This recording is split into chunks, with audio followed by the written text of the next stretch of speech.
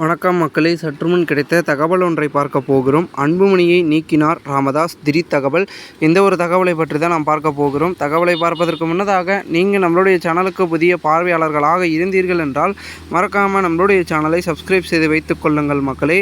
பாமக தலைமை நிர்வாக குழுவில் அன்புமணியை அதிரடியாக நீக்கிவிட்டு புதிய நிர்வாக குழுவை அமைத்து ராமதாஸ் உத்தரவிட்டுள்ளார்.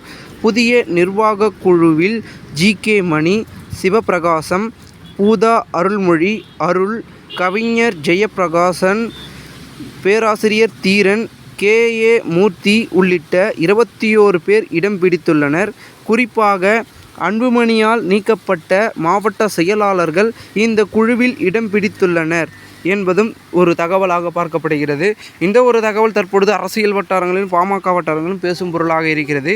இந்த ஒரு தகவலை குறித்த பொதுமக்கள் உங்களுடைய கருத்துக்களை கமெண்ட் மூலமாக தெரிவிங்கள். இதுபோன்று நீங்கள் அரசியல் சார்ந்த நிகழ்வுகளாம் தினசரி தெரிந்து கொள்ள சேனலை சப்ஸ்கிரைப் பண்ணுங்கள். நன்றி, வணக்கம்.